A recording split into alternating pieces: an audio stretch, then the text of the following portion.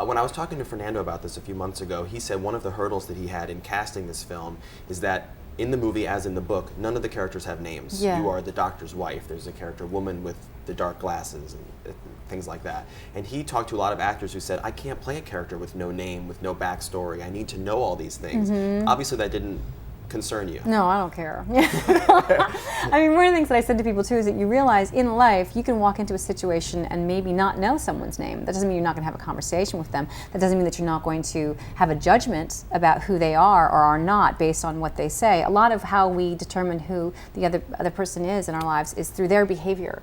So in a sense, I found like it was almost more true to life that we don't know. You don't know everyone's history or backstory when you talk to them. They simply present you with themselves. And names are completely arbitrary. They're just a collection of sounds to identify someone. You know, so that didn't bother me. And I also, Gael said this as well. You know, I don't really think a lot about where somebody is from. I sort of start where they start. I start in the story. And the rest of the stuff kind of, like, you know, like we're saying, the look of my character, I didn't think why, really. It was just sort of a sensation. It sort of builds towards something. Once you were then on set, how did the fact that nobody had a name impact the shooting? Was there a lot of, hey, you, and over here? And I mean, is that kind of what went on because you couldn't refer to people by their names? Well, because most of the characters were blind, you realize they can't gesture or call to one another. I mean, they had to like, physically touch someone to identify themselves.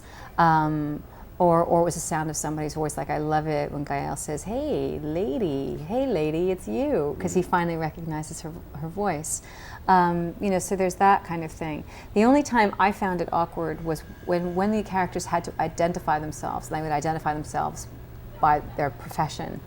But I thought that was kind of interesting too, because once again, that's as arbitrary to say, you know, financial analyst, plumber, taxi driver, whatever. That's as arbitrary as a name in a sense too.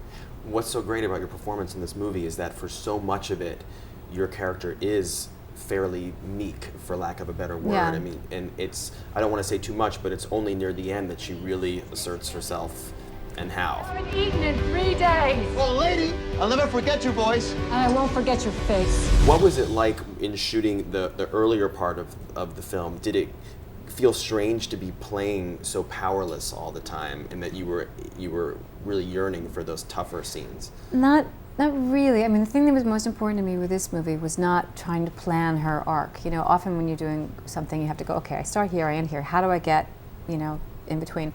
Because this film is so much based on, you know, it's a metaphor, fable, whatever. There's a fantastic element to it. That meant to me that the behavior had to be really rooted in a kind of a very, very, very realistic, more behavioral than theatrical. So I wanted to put myself in a position where I didn't predetermine stuff, where I just let her behave. So in a sense, if you are, you know, so-called meek or whatever, I don't know that you're feeling meek. You're just thinking like, I'm here. I'm not doing anything. You know, our process is a lot slower in life often than it is in film. You know, in film, we condensed it to 2 hours or whatever, and people can kind of make these can evolve very quickly. But in life, it's not often that way. You've done so many different kinds of films in your career, from big studio blockbuster franchisey kind of stuff to smaller independent films. You've worked already very hard for this film. You've been to France, you're here in Toronto, you're going to do the whole kind of festival circuit. What kind of movie would you say you've had to work the hardest for? Is it the big studio ones, or is it the smaller ones where the campaign is kind of spread out for a long time? Oh, the small ones, absolutely. The big ones take care of themselves. You know, the big ones have a marketing team behind them. They have a lot of money and a lot of intention, and you know, they're big business. So big business has that engine. With the little films, they really rely on the actors' involvement to get the word out about them, because they simply don't have the budget to promote them.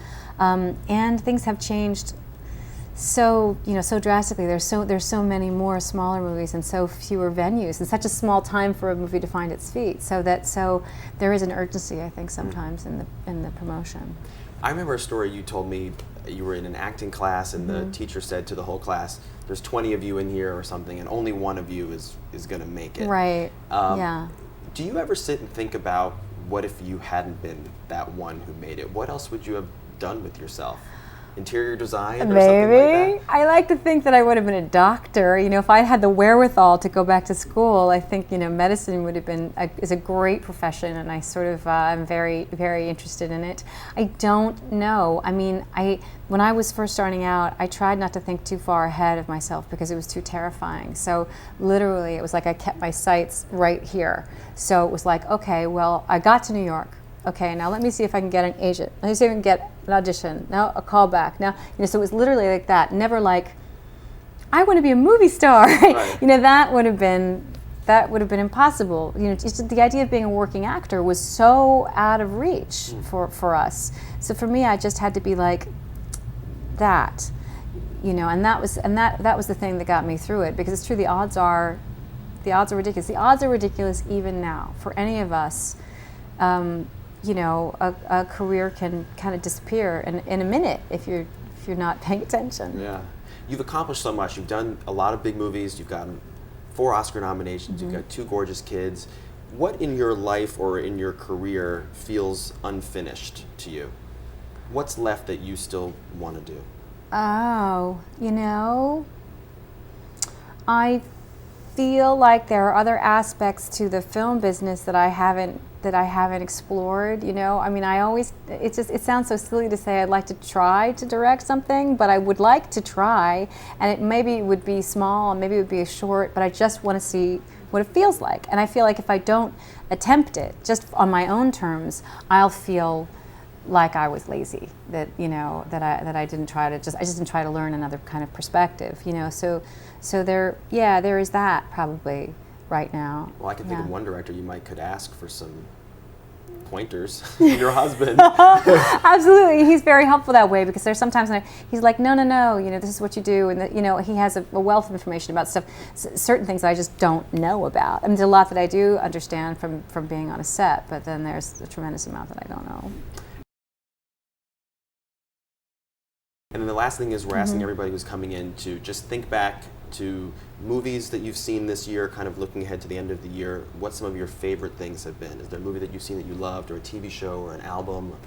Well, what I did see, I participated in this Beckett series with Rafe, and he and Liam Neeson were doing these Beckett plays, and then they had a day of like, shorts that we read, and it had been such a long time since I'd seen any Beckett or read any, that it was kind of astonishing and really, really moving, to watch them, and Barry McGovern had a piece too, watch them do this stuff, and you realize what a tremendous writer he was, and how simple it was, and how much he sang, so that I think was probably the most. August Osage County? Yeah, that was great. Also, Hair. I have to say, thank you. I just saw Hair, and I was so incredibly moved. I didn't know. I know the songs from Hair, but I didn't know the show, and I didn't realize that Let the Sunshine In was a lament. And they started to sing, and I started to cry, and I just couldn't believe it. And that last image of that, that young man lying on the flag, and I'm going to start to cry because you can't stop thinking about the war. So that's great. There we go. All right, thank you so much.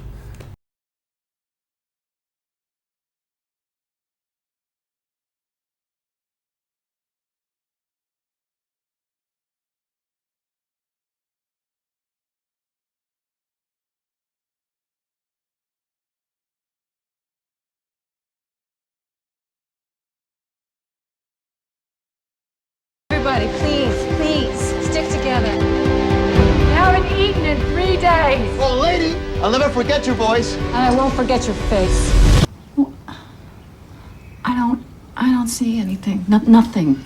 Nobody goes blind like that. Well, there's at least 2 of us now. Oh, God, no! What? No, God! Oh, God, no! You touched... No! No. I mean, it's infectious. No. I'm telling you, it's infectious. No, He sweetheart, gave it to me. All right, It's all right. contagious. I'm not gonna get sick. I'm not gonna get sick. I'm not gonna get sick. I I'm promise. thinking.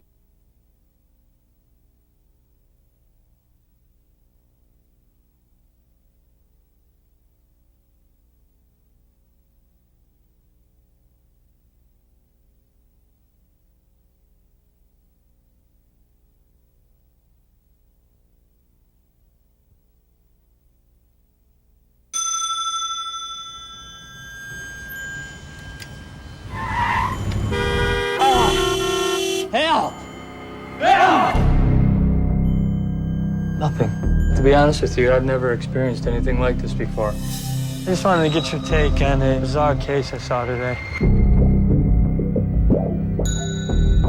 What's the matter? I can't see. Somehow that patient infected me. That's impossible. Nobody goes blind like that. Morning, Minister. Some strange calls this morning. I need security at 18, ready? I'm gonna have to ask you to come with us. May I have those files, please? My fellow citizens, like so many of you, I have gone blind. We are in a state of crisis. They're gonna be here any minute. The decision to quarantine all those infected was not taken without careful consideration. Step down, ma'am. You're not blind. This vehicle was for the infected. No, you'll have to take me. Fine, have it your way.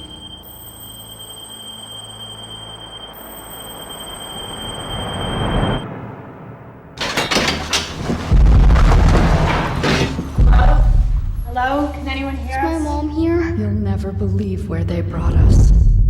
Is there any government or order? Chaos. Help me! Help me! Stop that! We're obviously all alone here. Who do you think you are, giving all these orders? I hereby appoint myself the King of War 3. We are taking over now. If you want to eat, you're gonna have to pay for it. You know we don't have any money. God is punishing us. This is what is happening. I can see. I think it's up to you to decide what we should do next. You can make a difference. You're afraid to close your eyes. Afraid to open them. If they won't give us food, I say let's get it ourselves. Everybody, please, stick together. You haven't eaten in 3 days. Oh, lady, I'll never forget your voice. And I won't forget your face.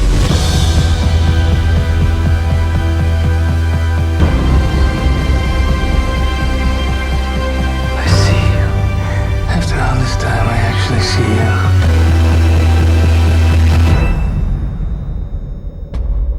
Oh my God.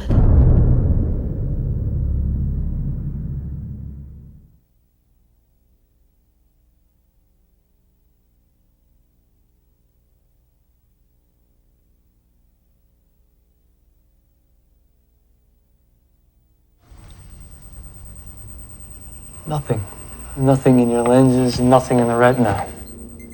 Somebody just turned out the lights. No, it's more like all the lights were turned on. Your eyes are perfect. You see, I told you. Except I cannot see anything. Yes, and if this is true, then we're gonna have to run some more tests. Unfortunately, we're not gonna be able to do that today. What do you mean if it's true? You think I'm lying? No, not at all. But I have to be honest with you, I've never experienced anything like this before. So, is that a prescription? No, I'm actually writing directions for the hospital. I know how to get to the hospital. I don't need directions. They're not for you, they're for the staff, so they know what to do with your husband when he arrives. Okay. So that's it? That's it for now. Doctor, I don't think you understand what this is like. I don't think I can deal with this much longer by myself. Miss, you're not by yourself. I'm here, you have my phone number, you can call me anytime you like. It's gonna be okay. It's gonna be okay. We're gonna find out what it is. Okay. There's nothing else we can do right now. Yeah. Thank you.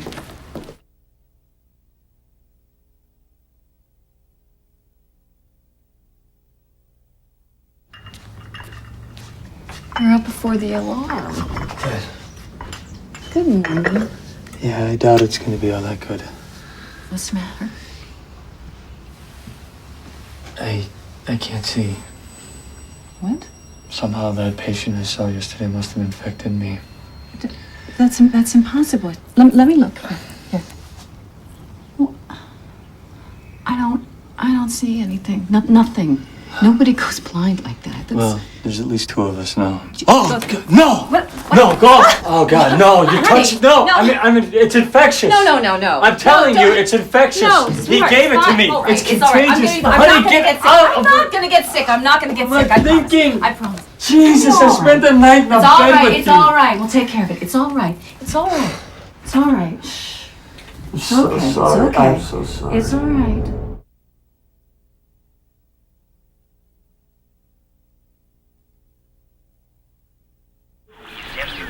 There's not as many stations as there used to be. But I guess if you insist, I can give you an update. At least you can save on the batteries. Please. In the first 24 hours, there were hundreds of cases, and so the rumor says. All the same, no pain, a sea of white. The government's response, as you know, was decisive. The first of the makeshift quarantines. But this decommissioned sanitarium didn't make for ideal public relations.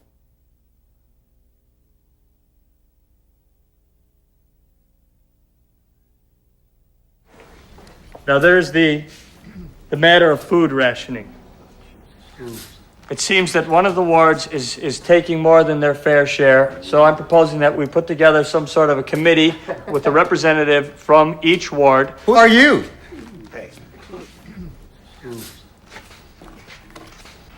Excuse me? Yeah. Yeah, who do you think you are? Giving all these orders? I am the chosen representative from Ward 1, and I suggest that you people choose your own representative. Otherwise, we're going to be at each other's throats constantly. Oh, so you want to talk to our leader then? That's right. Yeah, like in a diplomatic mission, negotiate. Yeah? Well, here we have a monarchy system, and I hereby declare myself the king of Ward 3. Long live the king! Long live the king of Ward 3! Any objections? Long live the king!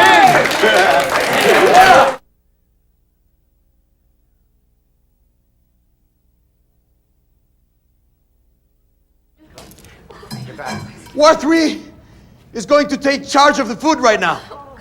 Like in a store. Like the real world, we're gonna guard our store. So don't even think of breaking in, okay? So how do we pay for it? Excuse me, did I ask for any questions? Now go back to your wards and get your money ready, okay? You know we don't have any money. Well, then whatever you got, lady. Jewelry, for example. Watches.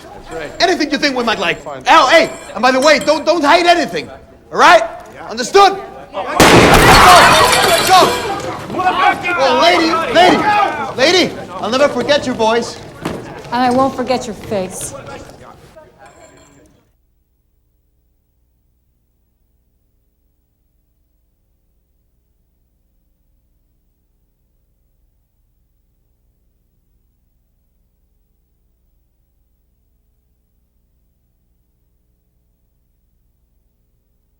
He was making a movie that was about something that was so significant and interesting and about kind of being a human being in the world. I think so often these days the movies that I read really aren't very big stories. You know, they're little stories, which can be okay, you know, like a coming of age story or whatever, or or just kind of a family drama. But this was something that was pretty important and pretty massive, and it's you know, it's rare, and I think it's something that we kind of need right now. It's something that I'd like to see when I go to the movies.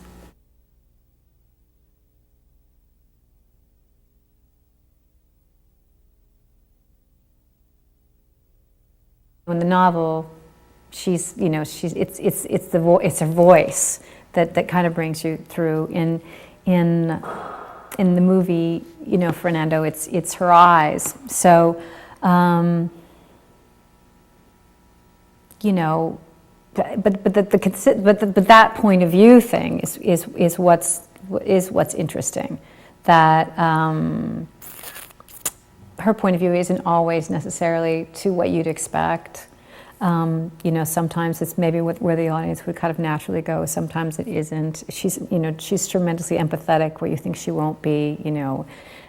She's angry where you think she shouldn't be. You know, all that kind of stuff. I don't know how to talk about what that is, except that that's just sort of the nature of the piece, you know.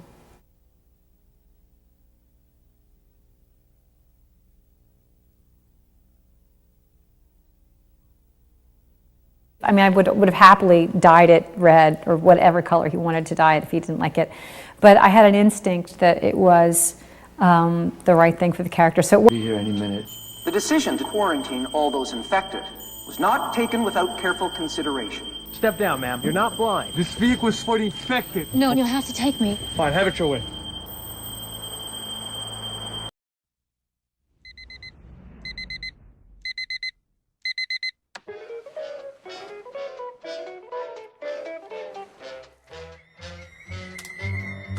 Yes, for singing a song, and it's a good day. What's the matter? I can't see. I think I was infected by that patient I saw yesterday. Tell me what to do.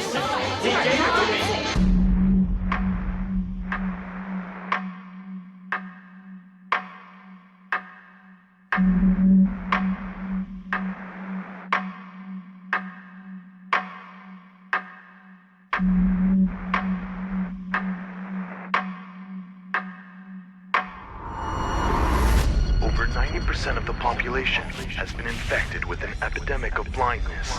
The white sickness is highly contagious. There are no visible signs of trauma or symptoms. There is no cure. My fellow citizens, due to the gravity of the situation, our main obstacle is containment. May God help us all.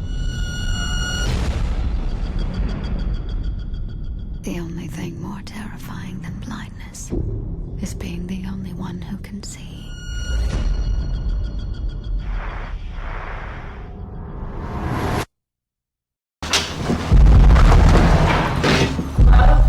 Hello? Can anyone hear us? Is my mom here? You'll never believe where they brought us.